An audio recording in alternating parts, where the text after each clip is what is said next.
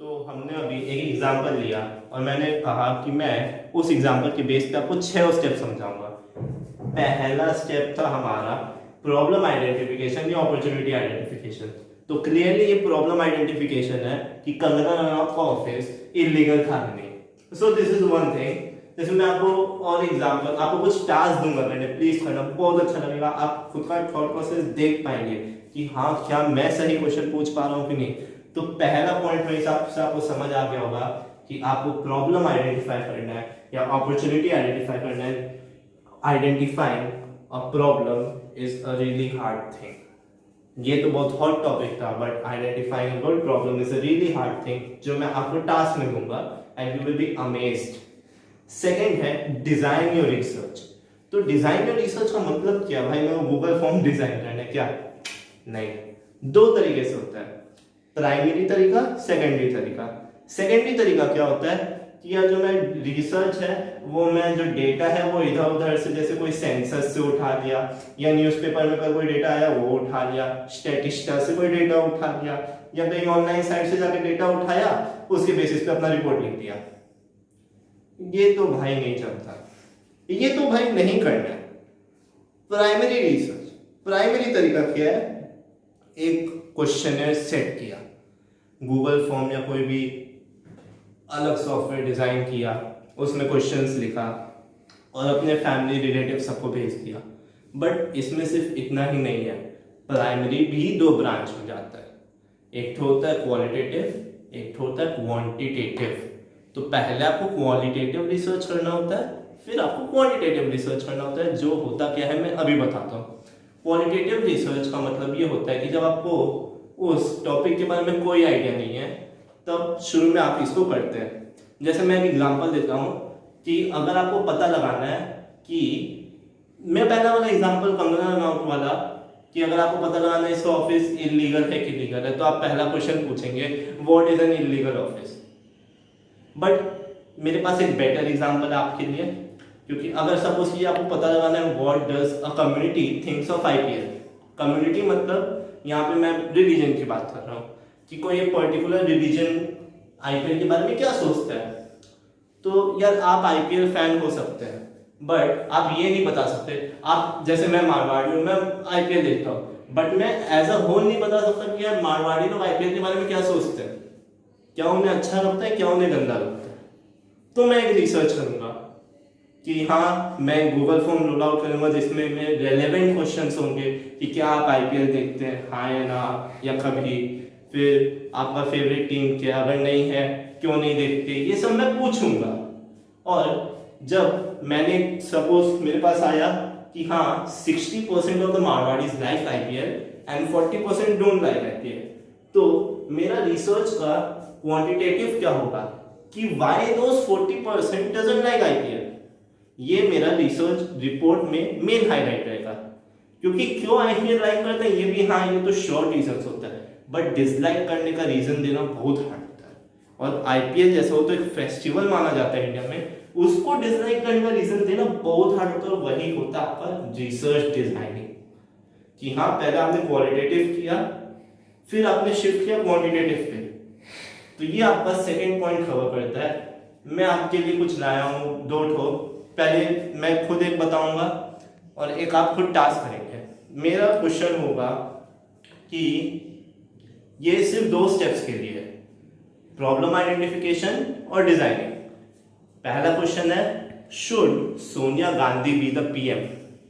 बोले यार ऐसे तो आजकल ये क्वेश्चन चलता है ना, मोदी नहीं तो कौन। तो ये क्वेश्चन अब इसको एड्रेस कैसे करना है, इसको एड्रेस कैसे करना है, उसके लिए what are the qualities of the good PM, हमारा पहला क्वेश्चन। उसमें हम सब पार्ट्स को पता करेंगे कि हार्ड वर्किंग है, नॉलेजेबल है, क्वालिफाइड है, ये सब।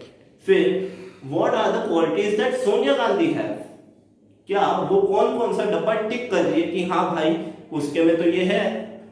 और थर्ड और मोस्ट इंपॉर्टेंट क्वेश्चन कि is there a better alternative, क्या हमारे पास कोई दूसरा कैंडिडेट है। और तो राहुल गांधी के लिए तो भाई ये तीनों गया, तो इसने सोनिया गांधी लिया क्योंकि उससे तो बेटर ऑल्टरनेटिव सभी, मुझे ऐसा लगता है। सॉरी मैंने आपको थोड़ा हर्ट फील किया था।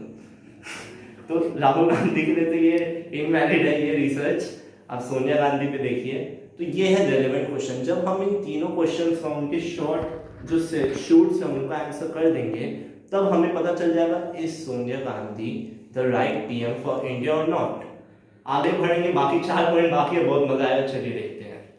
तो 2 पॉइंट से बारे में हमने बात कर ली, मैंने सोचा बाकी 4 पॉइंट बैठ के बात करूँ, थक गया हूँ थोड़ा। तो हाँ, तीसरा पॉइंट क्या है? तीसरा पॉइंट है डेटा कलेक्शन। जैसे मैंने कहा कि अगर आप प्राइमरी रिसर्च कर रहे हैं तो आपको कोई गूगल फॉर्म या सॉफ्टवेयर में आप एक क्वेश्चन डाल के उसके बारे में रिसर्च करें, और सेकेंडरी कर रहे हैं तो आपके पास इतना साइट्स है ही, आप उठा लें। बट जनरली लोग दोनों का मिक्स करके करते हैं, जो मैं भी सजेस्ट करूंगा, क्योंकि बाकी साइट्स में भी आपके पास बहुत अच्छा डेटा मिलता है आपको, जो आपका रिसर्च को सपोर्ट कर सकता है। फोर्थ है आपका डेटा रिफाइनिंग या डेटा क्लीनिंग बोलिए। इसका मतलब क्या है? इसका मतलब है, सपोज कीजिए मैं आपको एग्जांपल के साथ एक्सप्लेन करता हूँ कि आप एक प्रोडक्ट लॉन्च करने वाले हैं, वो है आपका 10 या 20 हज़ार का प्रोडक्ट, ठीक है, और आपको एक लोकेलिटी में, जैसे आपको, मैं यहाँ रहता हूँ मोटा में, आपको लॉन्च करना है, तो आपने एक सर्वे किया जिसमें आपने मंथली इनकम पूछा फैमिलीज का। तो सोचिए 100 लोग आए, उसमें से 80 लोगों ने 10 to 20,000 सेलेक्ट किया, 10 ने 20 to 30,000, 4 लोगों ने 30 to 40, और 5 लोग आए जिन्होंने 1 लाख to 1.5 लाख सेलेक्ट कर लिया। तो अब हुआ क्या? आपने डेटा कलेक्ट किया, बट वो जब 5 लोगों ने 1.5 लाख तक सेलेक्ट कर लिया, उससे आपका पूरा एवरेज खराब हो गया। और यही एवरेज की सबसे बड़ी प्रॉब्लम है कि एक भी एक्सट्रीम वैल्यू आ जाए तो पूरा एवरेज खराब कर सकते हैं। उसको बोलते हैं आउटलायर्स। जो आपको एक्सट्रीम वैल्यू पे ले जाए, तो आपको आउटलायर्स को हटाना है। आपको बहुत ही एक्सट्रीमली लो या एक्सट्रीमली हाई वैल्यू को हटा के उसका अलग से कुछ अगर आप करना चाहे कर लीजिए, वरना उसे अवॉइड कर लीजिए। आपको जो मिडल में कॉन्सेंट्रेट करना है, जो आपका बेस एरिया, जहाँ पे आपके पास लायन शेयर है, लायन शेयर ऑफ आपका वहीं पे रिकॉर्डिंग्स आया है, उसके बेसिस पे आप एक परफेक्ट एनालिसिस और एक रिसर्च कर पाएंगे। तो इससे आता है हमारा 5th पॉइंट, डेटा एनालिसिस। सब आपने कर दिया, आपने रेलेवेंट क्वेश्चंस पूछ दिया, आपने डेटा कलेक्ट कर लिया, डेटा क्लीन कर लिया। अब बारी आती है एनालिसिस करने की। एनालिसिस के लिए हम लोग के पास बहुत टूल्स है, एक्सेल है, जिनको पाइथन आता है वो पाइथन से, तो बहुत सारे टूल्स है, एक्सेस है। डेटा एनालिसिस आपको राइट क्वेश्चंस पूछने पे एकदम परफेक्ट चीज देगा। सबसे बड़ा एडवांटेज डेटा एनालिसिस का कि आपके पास डेटा आ गया, यहीं पे आपका माइंड का काम आता है कि अब तक आपने जो किया, हाँ उसमें माइंड ड्रिलिंग था, पर डेटा एनालिसिस, डेटा आने के बाद हाथ में, आप उस डेटा से क्या इन्फर कर सकते हैं। मेरे पास अगर कोई डेटा आया तो मैं उससे कुछ और इन्फर करूंगा, आप उससे कुछ और निकालेंगे। जिसने सही चीज निकाला ना, उसका रिसर्च पेपर ज्यादा अच्छा होगा। और जब ये सब एक साथ आप एक थाली में परोस के दे दोगे, तो वो थाली जो है वो होता है एक रिपोर्ट। आपने 5 पकवान रख दिए उसमें और दे दिया, जिसका पकवान सबसे अच्छा, जिसका क्वेश्चन सबसे अच्छा, जिसका डेटा सबसे अच्छा, जिसका एनालिसिस सबसे अच्छा, उसका थाली या फिर रिपोर्ट भी सबसे ज़्यादा अच्छा। और ये 6 स्टेप्स है एक परफेक्ट रिपोर्ट के लिए, जो मुझे भी लगे कि हाँ ये तो है।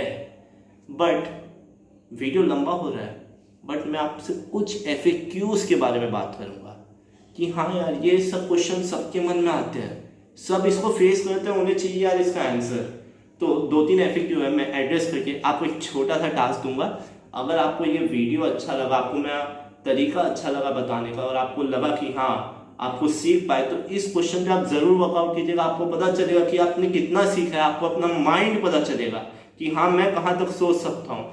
कमेंट बॉक्स पे अगर आप हो सकता है कमेंट कीजिए, और दूसरों के कमेंट्स को देखिए क्या क्वेश्चंस उन्होंने पूछे हैं। तो चलिए FAQs देखते हैं। Thank you guys for watching the video. The FAQs part 3rd part of the video में आएगा, और वो फाइनल पार्ट होगा प्लेलिस्ट का, तो उसे देखना मत भूलिएगा। अगर आपको ये वीडियो अच्छा लगा तो लाइक, शेयर, सब्सक्राइब और कमेंट भी ज़रूर करें। Thank you so much for coming.